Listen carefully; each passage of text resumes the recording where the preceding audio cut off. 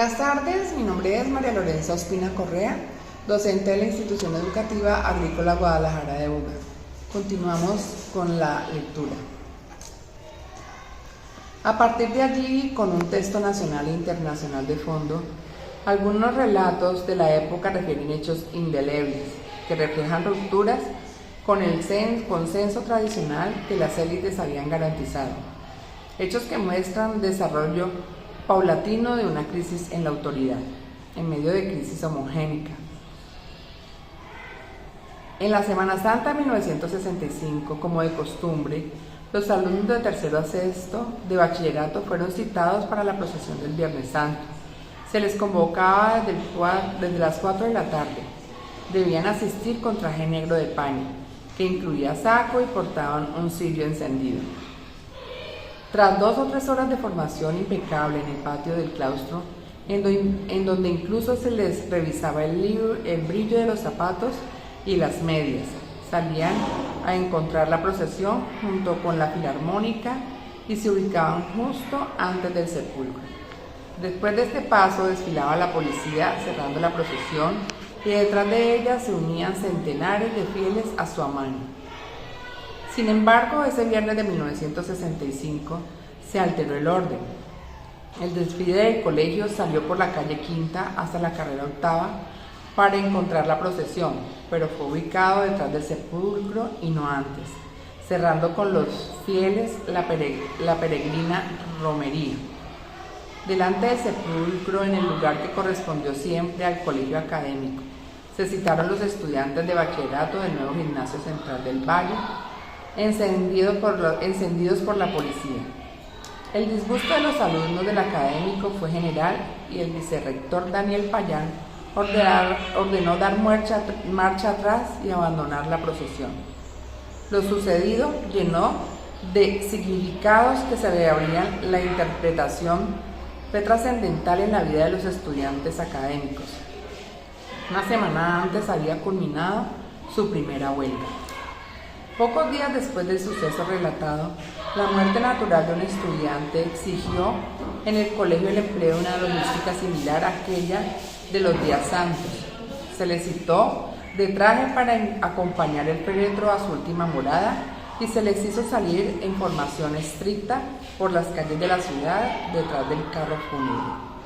Los estudiantes espontáneamente rompieron filas y se agolparon desordenadamente en el desfile. Al día siguiente, Daniel Payán les hizo formar en el patio del claustro y los amenazó con una baja nota de conducta, que era la misma impuesta a quienes no brillaban en su calzado. No se ponían medias o portaban las medias blancas de moda. Se les obligó entonces a salir rumbo al estadio y en la pista atlética se les puso a marchar con paso de ganso, el mejor estilo del ejército alemán en la Segunda Guerra.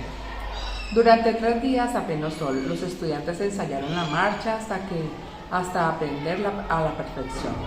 Entonces se les llevó a la plaza de Cabal y se les ordenó demostrar lo aprendido.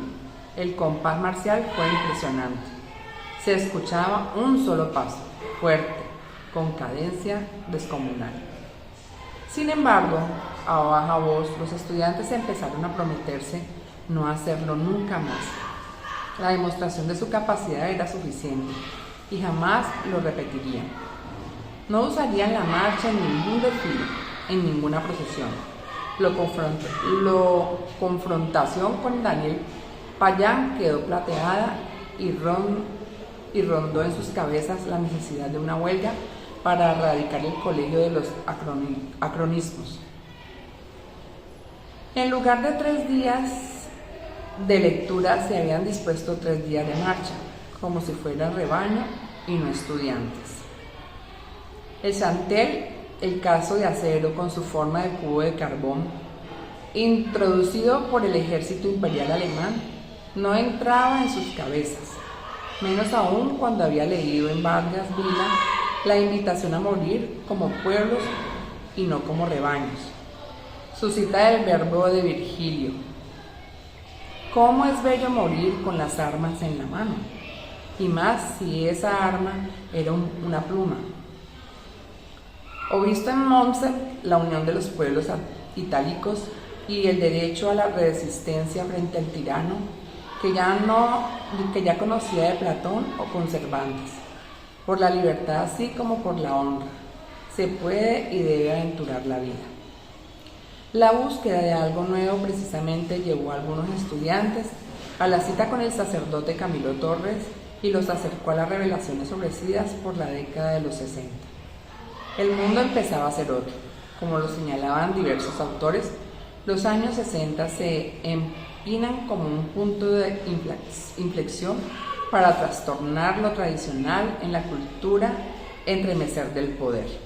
Mal que bien, pocas a muchas las ráfagas de la revolución cultural de la década de los 60, construida en Occidente, llegaban a Uga. No eran subversivos comunistas, eran adolescentes en los años 60. En octubre de 1965 estuvieron en el Coliseo de Buga Gonzalo Aragón, J. Mario Arbeláez y Pablos Gallinazos. El lleno fue total y los aplausos se escucharon continuamente. Al final los estudiantes del colegio se encontraron en la calle y decidieron marchar hasta la Plaza de Cabal, coreando consignas anticapitalistas y antiligarquistas, como lo habían hecho los nadaístas. La policía tardíamente te informaba. Solo alcanzó a llegar a la plaza cuando ya se dispersaban.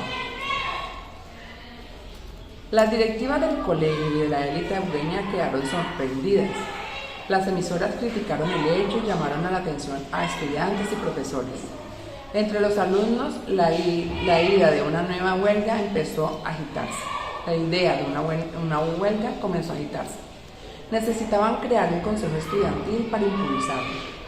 Sus centros de lectura, sus intrépidas publicaciones, sus poemas, sus lúdicas interpretaciones sobre la realidad nacional, así lo vislumbraban. Los vientos de la década la agitaban. Por esa razón, cuando los estudiantes del colegio Julián Restrepo llegaron prendiendo solidaridad, la ocasión se entró propicia. El error de las directivas y de los profesores consistió en no saber leer los signos de esta nueva generación ni de los nuevos tiempos. En lugar del diálogo que condujera a la modificación de ciertos actos y modelos ejercidos en la relación personal y en los procesos de enseñanza-aprendizaje, se optó por la expulsión y la sanción. Se quiso defender el estatus que apunta al garrote.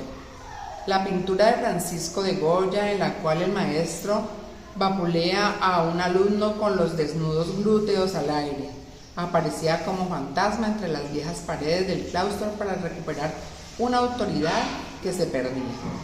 Profesores y directivos se anclaron en el método de Espartano del castigo con dolor y la expulsión, para disciplinar conductas y sancionar a los contradictores de la polis.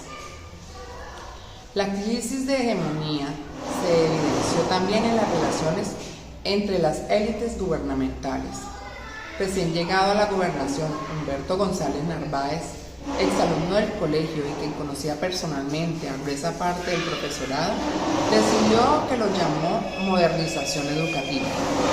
No se supo en qué consistía, pero se asumió que pasaba por el cambio de los profesores, en tanto dispuso el nombramiento de Gerardo Recio como rector, quien años atrás había propuesto tal medida. El descontento no fue solo de los docentes, amenazados por una decisión gubernamental central. Lo fue también de los estudiantes, quienes sintieron burlada la autonomía del plantel. No obstante, el disgusto mayor se encajó en la tradicional y conservadora élite bugueña, que invocaba la autonomía contra las intervenciones foráneas. González Narváez, con todas las connotaciones que su nombre tenía en la política como advenedizo, pretendía apoderarse del claustro de un zarpazo. Le arrebataba al alcalde y a Ramón Antonio Azcárate la posibilidad histórica tradicional de definir ellos las directivas de la institución, quienes a su vez decidían la vinculación de los catedráticos y concluirían la contradicción de los arquitectos para el nuevo edificio del colegio.